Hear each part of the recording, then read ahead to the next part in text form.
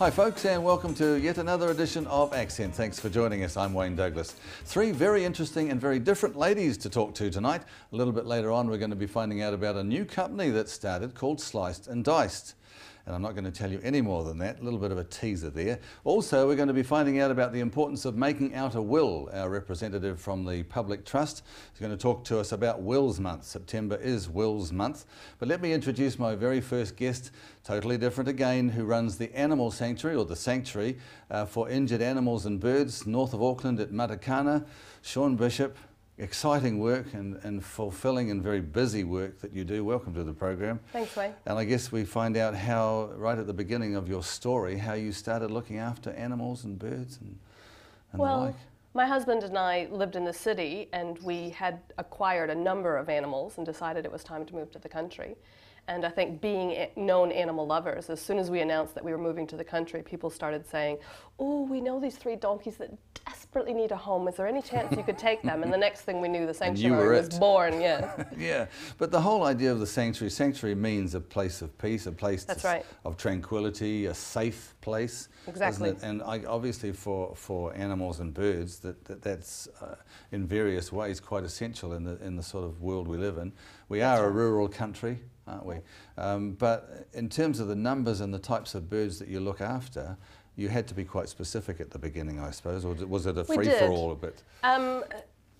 We learned quickly that we had to set some boundaries. We have basically 2 main things that we do. One side of it is a permanent home for rescued, abused animals who are difficult to place somewhere else. The SPCA and some of those societies handle dogs and cats very well, but it's harder to place donkeys and pigs and goats and exotic birds, those kind of things. But also very quickly we found there was a real need, especially in this area, for a safe place for injured native birds to rehabilitate and eventually be released. So that's the other side of what we do. I was interested, I'm glad you mentioned the word rehabilitation, because that's a very large part of what you do. That's right. Let's paint a picture, a scenario that happens to us. I guess it happens to us all at different times. We hear a thud, we're watching TV or we're doing something in the lounge or the bedroom or whatever, and we hear a thud on the window outside. Something's happened to birds. They don't see glass, obviously. That's right. They've flown in. The next thing, there's a phone number to the sanctuary, a phone call to the sanctuary. Please, what do we do with this injured bird? That's right. Now, that's a lot of your work, isn't it? It is. Most people think that cats and cars are the main damage to native birds, and actually, unfortunately, many of us move to the country. We build beautiful big houses with great big huge plate glass windows to enjoy the view. Nice lifestyle blocks. Wonderful. Yeah. Right in the middle of the bird life, and unfortunately, as you say, birds don't see glass. And so actually the vast majority of our injuries and deaths, unfortunately, are due to birds flying full tilt into glass. Not just the little birds, also the moorporks, the wood pigeons, the karuru, huge numbers of fatalities and injuries as a result of glass. Now, what do you do when someone brings one of them to you or makes contact with you? Because I guess that the injuries, some of them are similar. You're familiar with most of the injuries, whether they're stunned or they're broken bones or wings or whatever. You'd have to know what you're doing. I mean, Actually, we work very closely with veterinarians because birds are a little bit unusual. Not only can they not speak and say it hurts right here, but their instinct is to go very quiet, because if a bird's flopping around and going, "Ow, it really hurts," predators go, that's easy pickings. So birds go very, very quiet, and people will often say, "He seems fine," and that's often the most injured bird. So we do work closely with veterinarians, and we actually have the birds seen by a veterinarian because they need x-rays, and we can pick up 2 or 3 broken bones that in a bird that looks fine. Which otherwise you wouldn't know. Exactly. So we do work very, very closely with the veterinarians. And then it's a matter of giving them time for the swelling on the brain to go down, for them to get their orientation. If it's shoulder damage, we do have to exercise them. Some birds, like the karuru, the wood pigeon, are very lazy. They're happy to just sit there and eat day in, day out. Eaters. So we actually have to chase them up and down the aviary. Sometimes we actually have to grab them by the legs and give them a shake so that they exercise those wings. It looks a little odd, but that's really what they need, because we need to get that full range of motion back before they can be released. That's right. That's right. Now let's look at the idea of how you're funded and so on. It's hard work, and it speaks to me even as you're talking. I just think it requires an amazing commitment. But you've been doing this for something like 6 years. That's right. That's right. How are you funded? How do you? We're not funded. Basically, there is no government funding for caring for our native birds, which is really odd. And so, quite frankly, my husband and I do this out of love, out of our passion.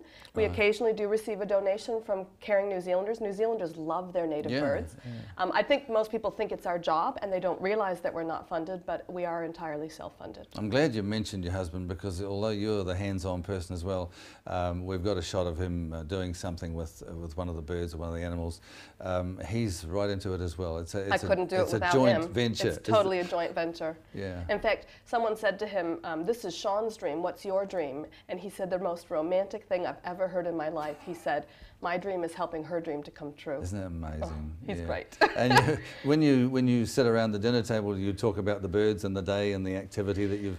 When we sit around the dinner table, we have a cockatoo, a lorikeet, 2 alexandrines, a tui who lives indoors with us, who was severely injured and now lives inside and is inspirational and amazing. So we're never away from our bird life. Our bird life is with us constantly. But it's a great life for the two of you. We love it. We absolutely love it. And I know you've done different events and so on. You've taken the venture outside to different organisations and events. That's part of it as well. And I guess hopefully this is creating a bit more awareness of what you're doing as well. Absolutely. Education and prevention is a big part of it. If we can get children to understand earlier and care about our wildlife, that's really helpful. If people can learn simple things like the fact that birds don't see glass, so if you hang something simple in the window. I'm glad you mentioned that. Oh, okay. Because we came prepared, didn't we?